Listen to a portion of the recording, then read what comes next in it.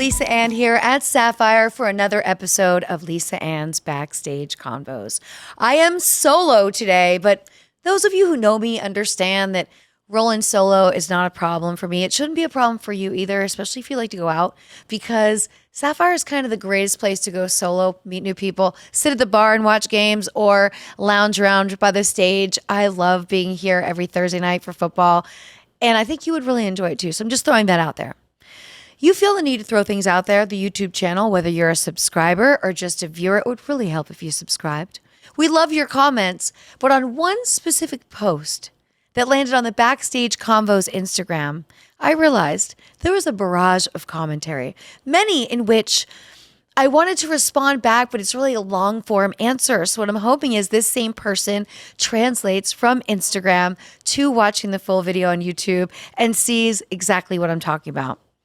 As in most situations on the internet, comments do range from good to not so great, okay?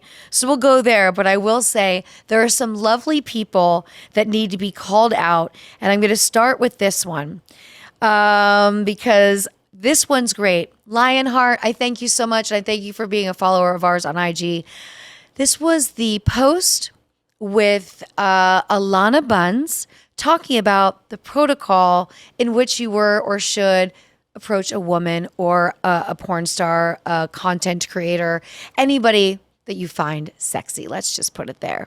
And Lionheart says, that's why when I saw you at the Vegas airport, by the way, great grammar, also put a comma in there. Everybody knows that turns me on. Which ironically, you ended up being on the same flight as me, comma again. Just kept to myself, comma again. As much as I wanted to say hello, last comma, I had to respect the space. That is so nice, and I appreciate you so much. And let me just say this. You know what? I'm fine with you saying hello. I actually think it's nice to say hello. Hello, a shake of the hand, something switch. Quick.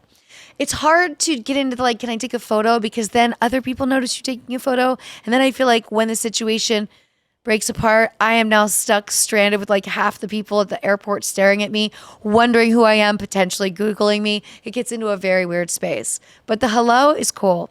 My favorite is when somebody notices me and I notice them noticing me and they give me just a really cool nod and a smile. And we keep it moving. To me, I carry that with me for blocks. When I see that or if I'm at an airport, I'm like, right on. I mean, thank you. So there's that. So there's another person on here that says, you really aren't that famous, only with dudes that live in their mom's basement. I wrote back, oh, well, I wish that was true.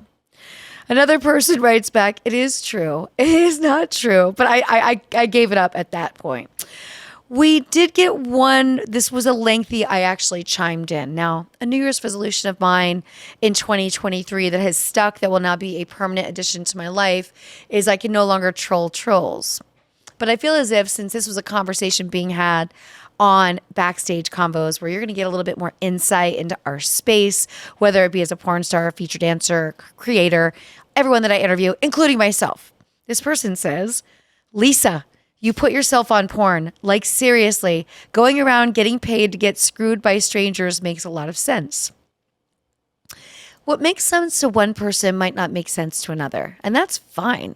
People are allowed their own opinions. That's actually perfectly fine. But what it seems that it's coming off as a forceful situation of somebody deserves less respect or be held in a different regard because of the choices they made that may not align with yours. And most likely you've watched porn, and maybe you've even watched mine, but you enjoy it, but at the same time, you feel like I should have some sort of less right situation in society than you because of this wild choice that you would have never made, that I actually found very fun. I got to explore who I was as a woman. I got to build financial freedom and independence for myself. I got to travel the world. The misunderstanding of just knowing the one part of me, just being able to Google me and find a scene and think that's the only thing I do all day for years. It's not that, but I did have to respond.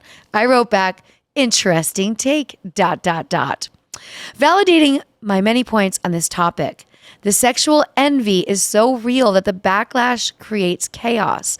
My condolences, bruh. Now, yes, I do understand that was a bit of a troll, but I thought that if it's not on my timeline, I did not break last year's New Year's resolution. So I'm good there. But when I sense this anger towards me, I often feel now this is not a me thing. Because again, I respect if you don't agree with what I do, then you probably shouldn't follow me and you probably shouldn't, we probably shouldn't engage. You don't have to follow me on social.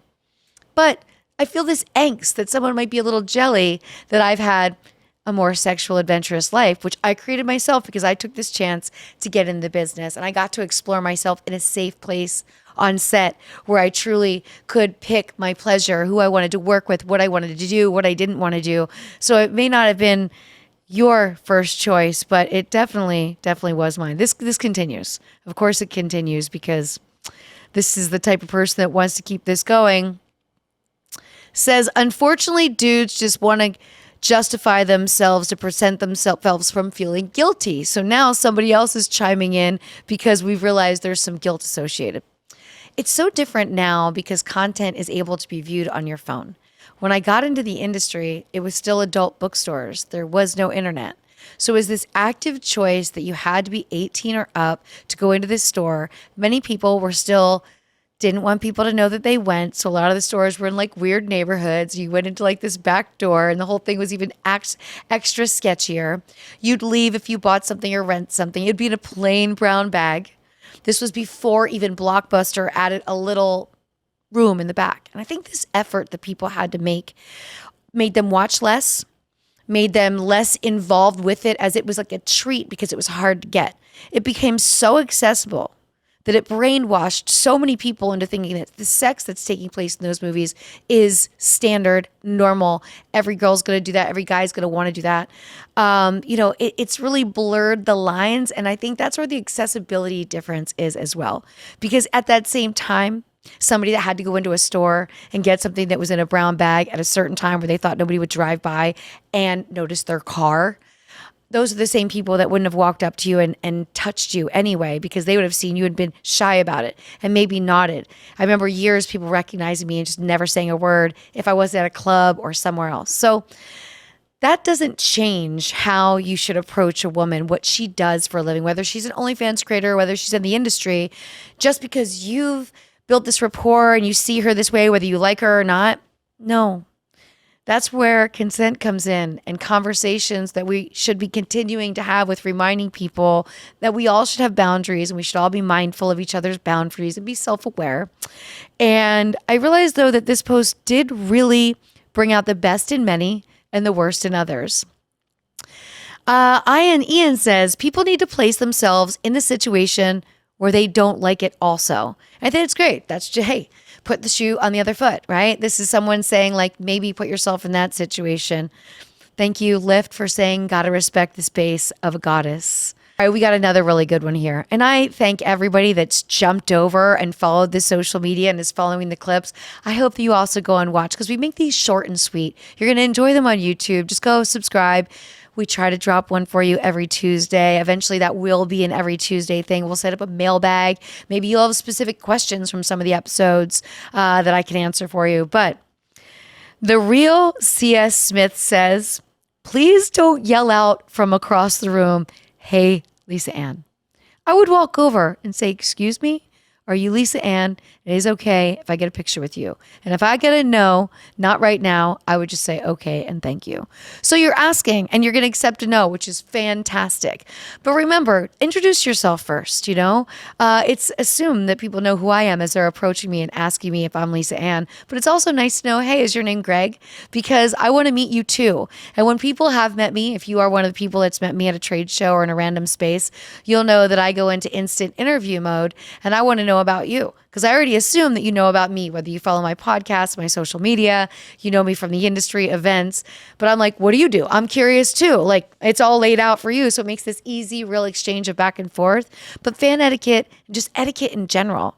When guys are looking to be in a club and the girls are going to approach the guys the most that understand their boundaries too, I would stand the closest to a guy that I would know wouldn't reach up and grab me. Of course, the more comfortable I am with you, the more attention I'm going to give you.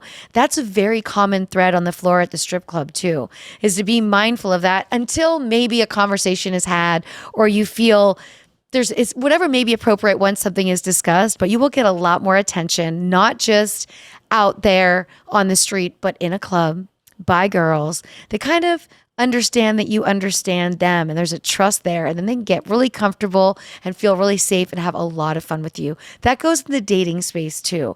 Don't be too creepy. Don't smell a girl's hair. Don't do too much on the first date. And it's not all like a movie. So take your time. Think about foreplay. Think about that teasing and think about that buildup, because that's really what she's been waiting for. And that's why she's talking to you. But these comments were rich. Does show me you're all paying attention. I don't know how far into the reel you went. Try to look at the analytics. Some of you give up in like 4 seconds when you realize I have clothes on. But these are going to be a continuation of interesting conversations with stars that you're going to get to know, that are going to grow and be huge stars. And you're going to have met them here first on Lisa Ann's Backstage Convos.